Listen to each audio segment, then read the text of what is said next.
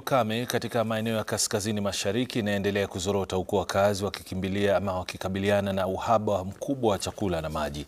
Katika kaunti za Wajir na Mandera, mamia ya mifugo tayari imeangamia na familia nyingi sasa zinahangaika, kama anavyotuarifu sasa mwanahabari wetu kaunti ya Wajir, Hashim Jimal. Dalili za janga la ukame zinaonekana kila mahali. Malisho yaliyokauka, mifereji mikavu na mizoga ya mifugo iliyotapakaa kwenye maeneo ya wazi. Kwa familia nyingi hapa, ukame umefika kiwango cha hatari. Tuko na shida kubwa ya ukame na hali mbaya ya ukosefu wa maji. Tunakufa na mifugo wetu wanakufa. Ukosefu wa mvua kwa miezi kadhaa umeifanya hali kuwa ngumu mno. Viongozi wa eneo wanasema wakazi wa Wajir na Mandera sasa wanategemea misaada na safari ndefu kutafuta maji. Wakiongozwa na mwakilishi wa kike kaunti ya Wajir Bi Fatma Jeho, katibu katika idara ya uratibu wa serikali ya kitaifa Ahmed Abdisalan na katibu wa idara ya huduma za umma Ismail Made, viongozi hao wametoa magunia 600 ya mchele na magunia 550 ya maharagwe kwa wakazi wa Sarman.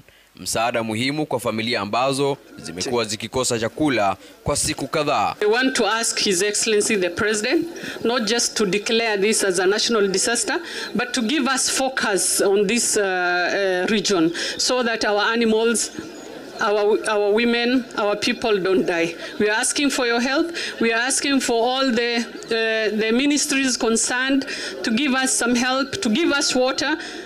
We really need water. We need food, and we need many things. So we're asking Your Excellency to look at us, to focus, to give us focus so that we help our people. There is a drought-related stress all over the northern counties of Kenya. Indeed, we are cognizant of the fact that the water trekking distance of livestock have increased and livestock mortalities have started all over. We are also aware that the milk production is very low currently, and the malnutrition level have gone high. The government is undertaking some interventions and will do all it is best to make sure that the necessary support is provided. As we are speaking, the hunger safety net program, which is cash transfer to vulnerable households in different counties, is ongoing, and I want to be specific on the arid counties, that is Mandera, Garissa, Wajir, Turkana, Tana River, Isiolo and Samburu counties, and the recent disbursement was 294.5 million, which is covering 109,072 households. Tumeletea watu ya Sarman chakula na vifaa vingine visivyo vya chakula. Iko food na iko non-food items. Tulileta mattress hapa, tumeleta mablanketi hapa, tumeleta vifaa mingi ya hawa wananchi wa Sarman.